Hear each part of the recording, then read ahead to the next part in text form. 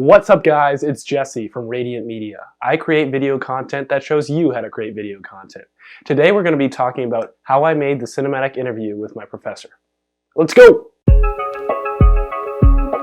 So this was an interview that I did with a professor at my school, Wheaton College. He is in the Bible and Theology department, and he's creating a book called The Bible and Borders. It's about the Christian view of immigration and migration and how we should navigate that. So the first thing that you see is the thumbnail, and in the thumbnail I included a screen capture of him smiling, which is probably the best way to capture somebody. For a thumbnail, you don't want them going like when they're in the middle of saying something that is intense. And I included my logo in the bottom right corner, which says Radiant Media right underneath of it. I chose to go with a white font with Radiant Media because of the darker background, and I use Forma DJR micro font for all of this, and I used a few layers to make it look a bit more eye-catching. This background, he ended up having a beautiful background, and it has all of his books, and I'll dive more into it in a second.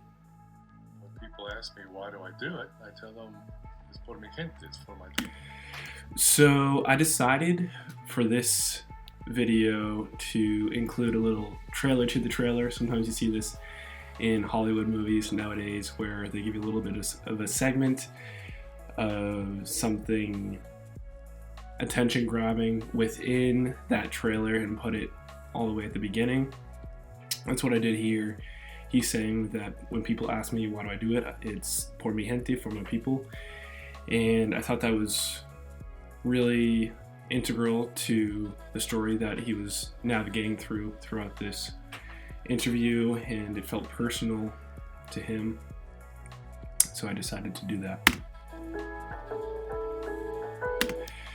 And then what I did in order to give the book cover some depth is I put a layer of the book in the background, blurred it out, and made it a considerable amount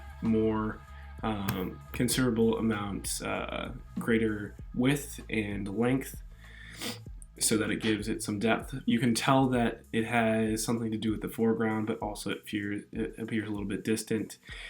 And also I did this production for BRoll Press, which is a publishing company in Michigan. And so I was raised bilingual and bicultural, and I used to spend almost every summer in Guatemala. So I was raised in a Latino environment. And then after... So this is the first B-roll shot, and it is a shot of a cross and a bird landing on that cross. And it sort of does a 360-degree movement around the cross. I did not actually shoot this. I found this on a great stock video website called Pexels. It has free stock video and you can download it right away. It's amazing. College and seminary, my wife and I, we went to Latin America for 13 years, where I taught at a seminary, taught Old Testament at a seminary. And that's actually how all this started, my interest in immigration. Because when we moved back to the States, and you can actually see in this shot, this is one of the things that I wanted to improve, but in this shot you can see the ring light in his glasses, because obviously his glasses reflect what is being shown, and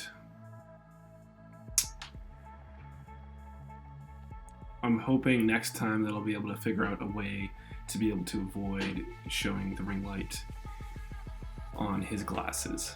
Back to the States, is when I begin to hear the questions. But that ring light, it is very efficient. I'm actually using it right now. It's just out of frame right here. But it shines a soothing light on you. You can change the mood. It can be more orange or yellowish, but I like this white light for right now. As I began to hear the national...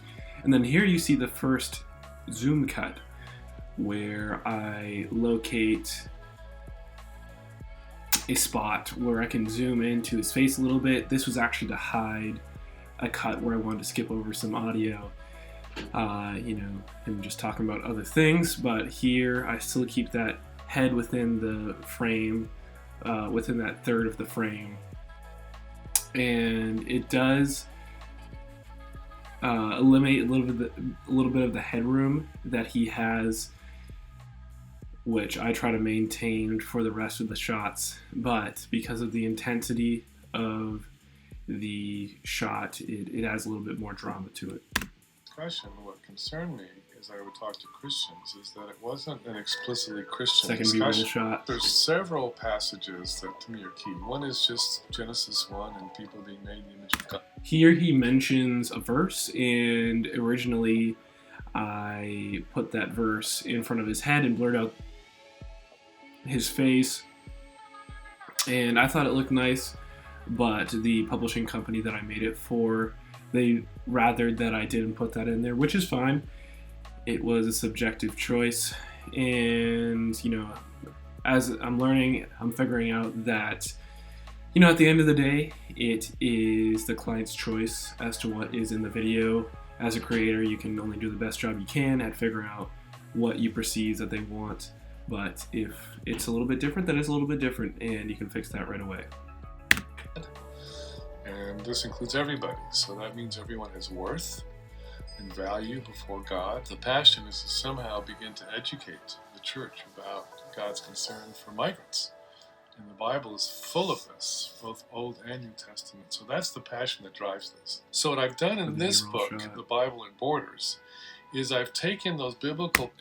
So for this part of the mini doc, I want to make clear that this was a new book of his. He had another similar book on a Christian view of immigration, and so it was essential that I asked him this question about what makes this book different. This is out of Christians at the Border. I've set aside the political and the history part. Others will do that. But now I've expanded that even more and updated that. So now the material that appeared in that other book now is much larger, it's more up to date and fuller. This is a time, because of the politics in this country and because of the need to understand that this is a global phenomenon, we need to go back to the scriptures if we are Bible-believing Christians. And for this last part, you can tell that through the rest of the video, the music was a bit softer. That was to allow his voice to overcome the sound of the music. And also, I used a couple of different audio sources for this video just in case one didn't work out well. And surprisingly, the iPhone took better audio.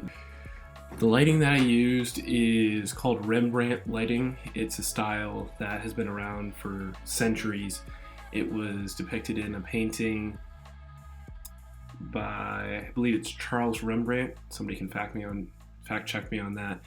But you can see that around the left side of his face, there is a triangle between the left side of his little goatee there and in between his ear and his nose and below his eye.